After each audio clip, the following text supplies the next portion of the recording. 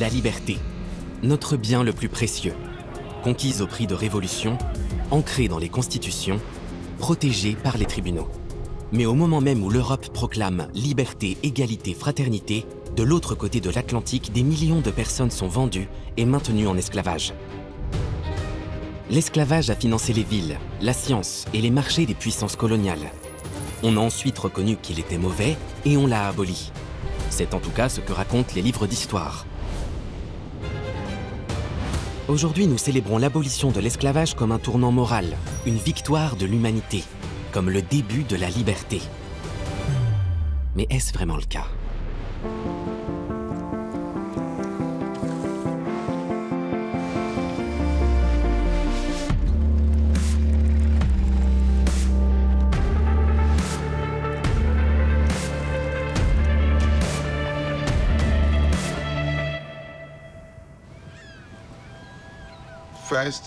D'abord, il y eut le siège, puis la panique. Entre le siège et la panique, nous avons oublié le rire, oublié le chant des récoltes, oublié la danse ancestrale des moissons. Entre le siège et la panique, nous avons couru longtemps, couru à perdre haleine dans les vents hostiles. C'est ainsi que le poète ghanéen Kofi Anidoo décrit l'époque où des continents entiers ont basculé dans le chaos, où l'être humain est devenu une marchandise et où a émergé un système qui façonne toujours le monde. Mais l'esclavage n'est pas seulement un chapitre de l'histoire, c'est l'un de ses piliers. Chaque civilisation prospère dissimule des êtres humains qui portent le poids du système sans avoir le droit d'en faire partie. Ils construisent des temples et des routes, se battent, cuisinent, donnent naissance à des enfants. Pendant des millénaires, n'importe qui peut devenir esclave. L'ennemi vaincu, le débiteur, l'enfant de parents pauvres. Mais au XVIe siècle, l'esclavage prend une nouvelle dimension. Tout commence lorsque les Européens s'élancent à travers les mers à la recherche d'un chemin plus court vers l'Asie. Mais entre l'Europe et les épices, ils trouvent les Amériques. En 1492, la conquête violente ouvre d'immenses espaces pour de nouveaux produits de luxe. Sucre, tabac, cacao, coton. Jusqu'alors peu connus en Europe, ils deviennent soudain indispensables. L'appétit grandit. Mais qui pourra aller travailler tous ces champs ? La première réponse est l'esclavage des autochtones, avec pour conséquence des millions de morts, emportés par les maladies européennes, la faim et la violence. Les puissances coloniales ont besoin d'une nouvelle main-d'œuvre, massive, bon marché et remplaçable. Et elles la trouvent en Afrique de l'Ouest. Les premiers contacts entre les Européens et les Africains remontent au début du XVe siècle. Et on sait qu'à leur arrivée, les Portugais ont été impressionnés par les sociétés d'Afrique occidentale et centrale qu'ils ont rencontrées sur place. L'historienne Mariana Candido étudie la façon dont les bases du commerce transatlantique d'esclaves ont été posées. Au départ, les Portugais s'intéressent surtout à l'or de la côte africaine. Mais très vite, ils découvrent une autre ressource, les êtres humains. Car l'esclavage n'est pas un concept inconnu dans les sociétés africaines. Des siècles avant l'arrivée des premiers navires portugais sur les côtes africaines, les marchands arabes déportaient déjà des millions de personnes à travers le Sahara et l'océan Indien. Les empires africains menaient des guerres, faisaient des prisonniers et les revendaient. Certains marchands locaux et certains dirigeants politiques s'alliaient à différents partenaires européens. Et ils tiraient eux aussi profit de la traite des êtres humains. Cette pratique régionale se mue dès lors en commerce mondial. Un système qui domine l'économie mondiale du XVIIe au début du XIXe siècle. Elle se déploie en 3 étapes, méthodiquement calculées. La côte, la traversée, la plantation. Dans le système économique transatlantique de l'esclavage, on parle généralement de commerce triangulaire. Des navires partent d'Europe en direction des côtes africaines, embarquent des esclaves et les conduisent vers le Nouveau Monde, où ils cultivent des marchandises qui sont ensuite renvoyées vers l'Europe. Un triangle simple tel qu'il est souvent décrit dans les manuels scolaires. En réalité, les lignes sont plutôt en zigzag. Pour autant, il s'agit d'un modèle commercial extrêmement précis, soutenus par les banques, les assureurs et les tribunaux. L'esclavage dans le Nouveau Monde se distingue des pratiques serviles qui l'ont précédé par son caractère exclusivement capitaliste. Son unique objectif était de générer des profits.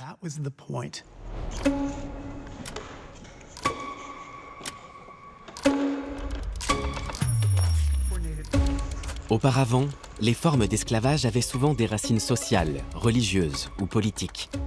Désormais, l'objectif est d'atteindre une efficacité maximale, des coûts minimaux et des profits en série. Même dans les ports où aucun navire négrier ne jette l'ancre, l'argent ruisselle sur la société. Les bénéfices tirés de la traite transatlantique et la richesse produite par les esclaves ont également profité aux habitants de Marseille. En d'autres termes, même ceux qui n'ont jamais déporté un seul être humain outre-Atlantique bénéficient du travail des esclaves. Grâce au sucre dans leur café, au coton dans leurs vêtements et aux impôts dans les caisses de leur ville. Les archives européennes regorgent de bilans à ce sujet. Mais les histoires de ceux qui n'y figurent que comme des pièces ou du capital est rare. On affirme souvent que l'Afrique ne dispose d'aucun document sur l'époque de l'esclavage. Mais ce n'est vrai que si on raisonne uniquement en termes d'écrits imprimés. Les témoignages sont nombreux, nous dit Kofi Anidoo. Seulement, les archives africaines ne sont pas consignées sur papier. Elles imprègnent la langue, les chants et l'architecture. Dans nos traditions, ces expériences sont souvent trop douloureuses pour être évoquées ouvertement. Ça ne veut pas dire qu'elles ont été oubliées. Pour comprendre comment les gens ont conservé le souvenir de l'esclavage, il faut apprendre leurs chants et étudier l'architecture liée à l'esclavage. Les maisons de Paga, dans l'arrière-pays ghanéen, en sont une illustration. La plupart des maisons sont construites en forme de dôme, avec de petites entrées. Pour s'y introduire, il faut se baisser et montrer son visage. Si la personne a l'air amicale, elle est autorisée à entrer.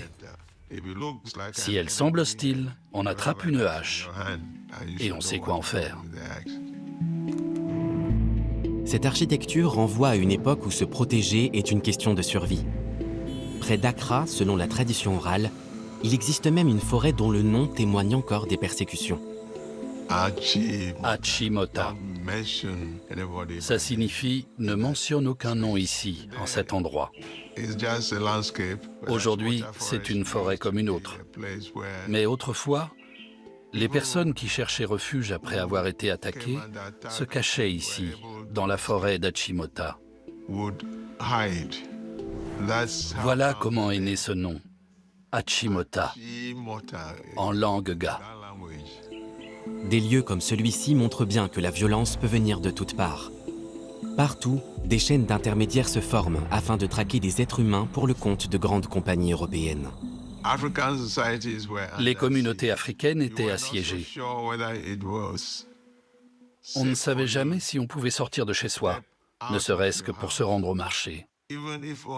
C'était courir le risque de disparaître à tout jamais.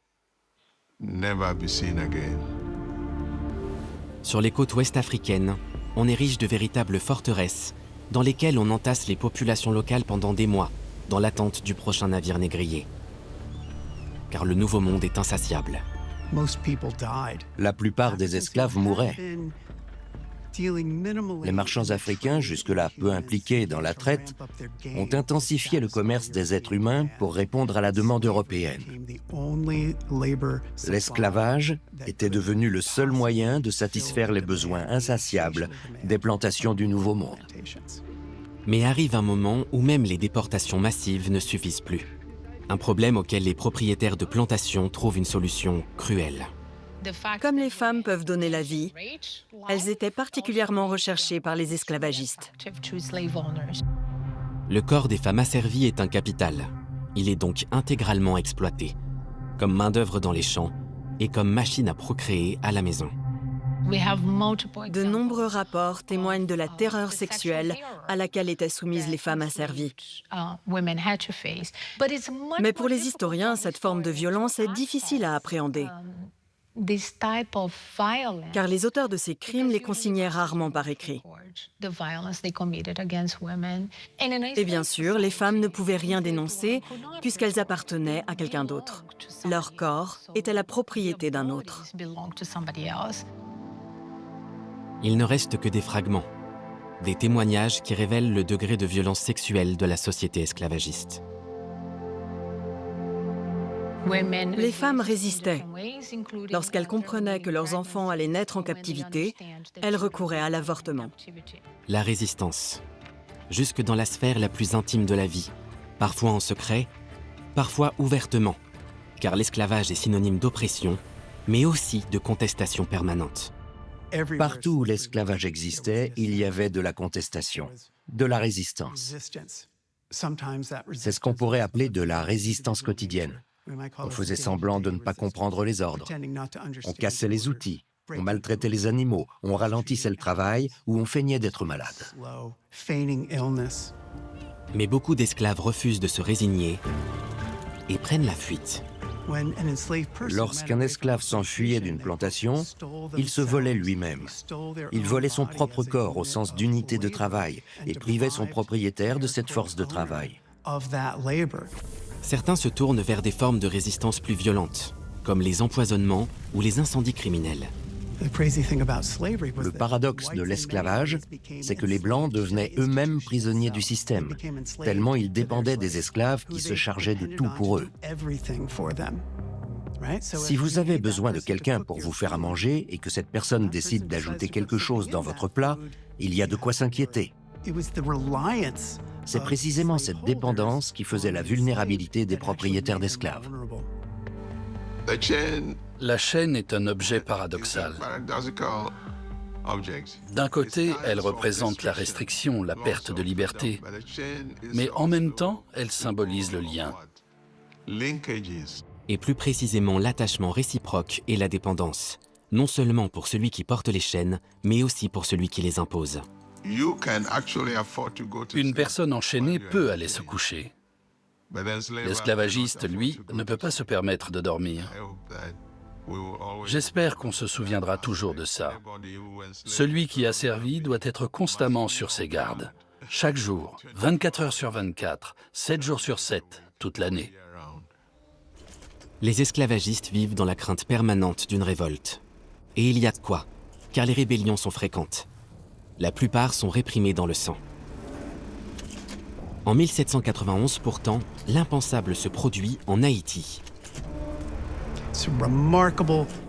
C'est un événement mondial. Une population asservie s'est soulevée contre ses oppresseurs et a renversé le gouvernement colonial.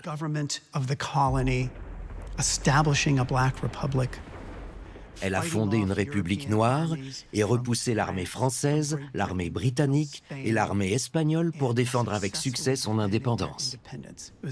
C'est un moment remarquable dans l'histoire mondiale qui a semé la terreur chez les esclavagistes de part et d'autre de l'Atlantique. Aux États-Unis, la résistance s'organise sous le nom de code « Chemin de fer clandestin », un réseau d'itinéraires secrets, de refuges et d'alliés qui a permis à des milliers de personnes de fuir l'esclavage et de retrouver la liberté. Mais qui sont les dirigeants de ce réseau?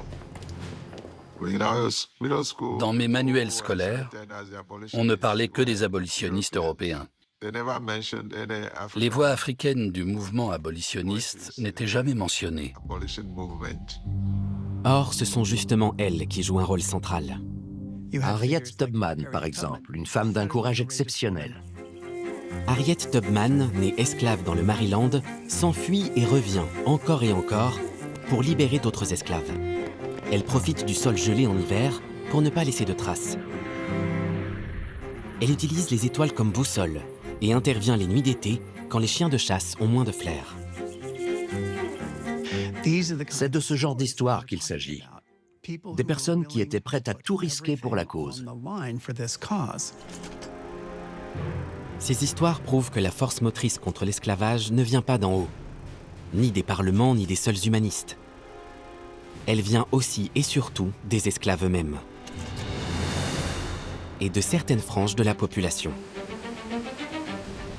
En Europe, c'est principalement la communauté religieuse des Quakers qui s'élève contre l'esclavage.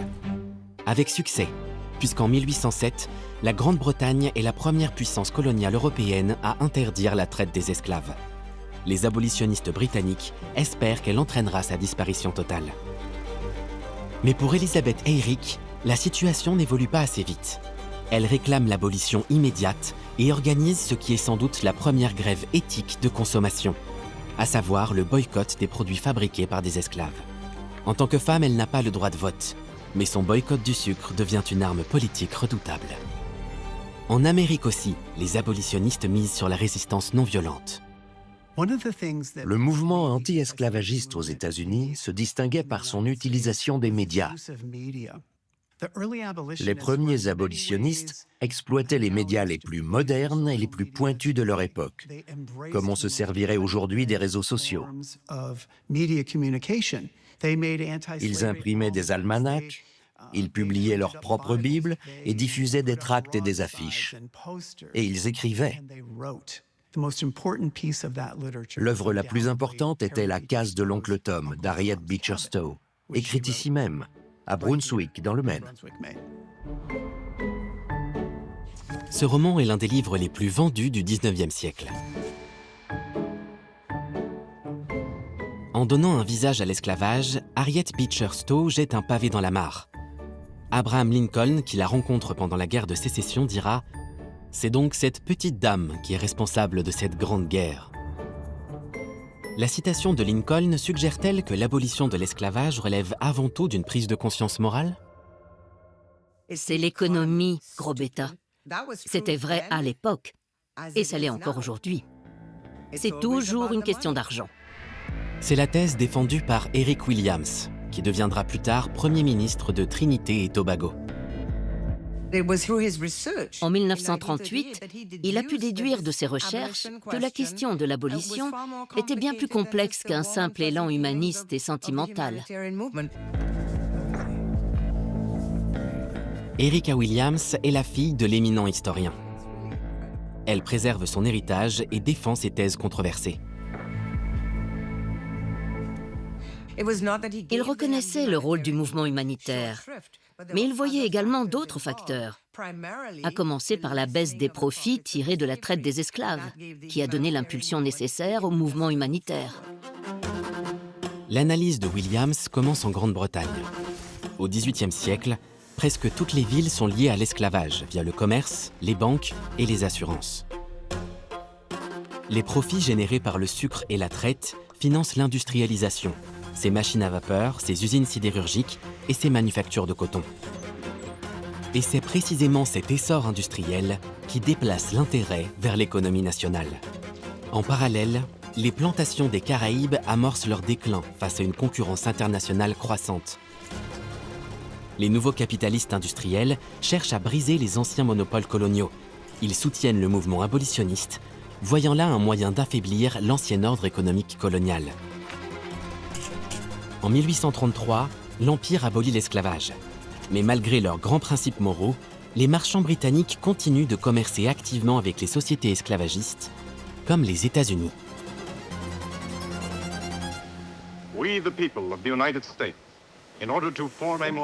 Ici aussi, les facteurs financiers dictent la suite des événements. Tandis que le coton enrichit le Sud, un modèle totalement différent s'impose au Nord, celui de l'industrie et du salariat libre. Ces ouvrières et ouvriers ne se contentent pas de produire, ils consomment. En achetant des meubles et des vêtements, puis plus tard des machines, ils stimulent la croissance du marché intérieur. À l'inverse, les esclaves restent des moyens de production. Ils ne sont jamais clients. Au cœur de ces divisions, un homme que nous avons déjà brièvement croisé brigue la plus haute fonction du pays, Abraham Lincoln. Cette figure sombre au regard grave est figée dans le bronze, imprimée sur les billets de 5 $, est décrite par les livres d'histoire comme le grand libérateur. Mais ce n'est pas si simple. Lincoln et les républicains ne veulent pas réellement abolir l'esclavage. Ils veulent avant tout l'empêcher de se propager vers l'Ouest. Et pour y parvenir, leur meilleur argument est d'ordre économique. Il était difficile de convaitre une grande partie de la population blanche du Nord d'abolir l'esclavage. C'est là que réside le coup de génie des républicains. Ils ont dit que l'Ouest devait rester une terre de liberté, non pas pour le bien des esclaves, mais pour celui des colons blancs qui s'y installaient. Il ne fallait pas qu'ils aient à subir la concurrence de l'économie esclavagiste dans ces États. Nombreux sont les abolitionnistes qui critiquent cette dilution des principes. Frédéric Douglass, lui-même ancien esclave, déclare « L'esclavage est un crime en raison de ce qu'il nous inflige, et non parce qu'il porte préjudice aux Blancs. » Pourtant, la tactique fonctionne. En 1861, Lincoln accède à la présidence. C'est alors la rupture. 11 États du Sud sortent de l'Union pour défendre leur institution, l'esclavage. La conséquence, c'est la guerre de sécession. Le Nord affronte le Sud dans une guerre censée être éclair, mais qui se mue en embrasement généralisé. Lincoln se voit contraint d'agir et il choisit l'escalade. À l'automne 1862, il publie son projet de proclamation d'émancipation. Il y fixe un délai. Si les États du Sud réintègrent l'Union dans les 100 jours, ils pourront conserver leurs esclaves. Dans le cas contraire, tous les esclaves des régions rebelles seront déclarés libres à compter du 1er janvier 1863. C'est ainsi que le 1er janvier, la proclamation entre en vigueur. Mais dans un premier temps, elle ne libère que très peu de gens.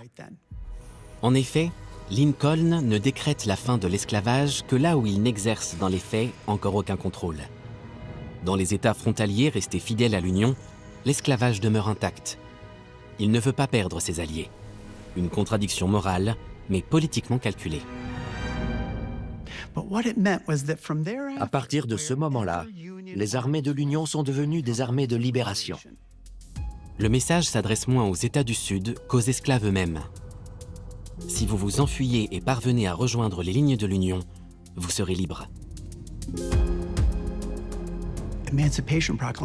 La proclamation d'émancipation était un outil de recrutement. 189 000 Afro-Américains ont rejoint l'armée de l'Union, un renfort qui a influencé le cours de la guerre de manière décisive. La proclamation d'émancipation n'est donc pas une mesure morale, mais un instrument de guerre stratégique qui revêt en même temps une immense portée symbolique. Elle ouvre la voie à l'abolition légale de l'esclavage. En 1865, il est aboli sur l'ensemble du territoire national. 4 millions de personnes sont libres, du moins sur le papier. Ce récit est faux, bien entendu. L'esclavage n'a pas été aboli, simplement transformé et déplacé. Par le biais des Black Codes, les États du Sud tentent de restreindre cette liberté nouvelle. Interdiction de circuler, travail forcé ou amende en cas de chômage. La ségrégation raciale est gravée dans la législation avec les lois Jim Crow, du nom d'un personnage de ménestrel raciste du 19e siècle. Un acteur blanc, grimé en blackface et caricaturant les Noirs comme paresseux et simples d'esprit. Ce nom devient le synonyme d'un système qui, loin de se contenter de tolérer le racisme, l'institutionnalise. Le système Jim Crow a instauré une sorte de modèle de caste dans une société libre. L'esclavage avait été aboli, mais les privilèges des Blancs devaient être maintenus. Même un Blanc tout en bas de l'échelle sociale était considéré comme supérieur au Noir le plus respecté. Pour en arriver là, ils ont eu recours à la ségrégation raciale publique. Vers 1900, un Afro-Américain qui voulait aller au cinéma devait entrer par l'arrière et s'asseoir aux plus mauvaises places. La ségrégation raciale est perceptible quasiment partout. Dans les salles d'attente, les bus, les écoles et dans les décisions politiques lourdes de conséquences. Les anciens esclaves n'ont reçu aucune compensation. Mais quelle ironie, les propriétaires d'esclaves, eux, ont reçu de l'argent. En Haïti, ce n'est pas l'État français qui a indemnisé les propriétaires d'esclaves, mais la nouvelle République haïtienne. Haïti a versé des indemnités aux propriétaires d'esclaves français pour la perte de leurs biens pendant 122 ans, jusqu'en 1947. Vous vous rendez compte ? Aujourd'hui, quelques 160 ans après l'abolition de l'esclavage aux États-Unis, plus de 50 millions de personnes dans le monde vivent dans des conditions d'esclavage modernes, principalement des femmes et des enfants, piégés par des situations de dette, de prostitution ou de travail forcé. Ils cousent nos vêtements, récoltent notre cacao ou extraient le cobalt de nos smartphones. L'institution a disparu. Le principe a survécu. Alors pourquoi prétendre qu'il n'existe plus? Un proverbe africain dit « Tant que les lions n'auront pas leurs historiens, les récits de chasse tourneront toujours à la gloire du chasseur. »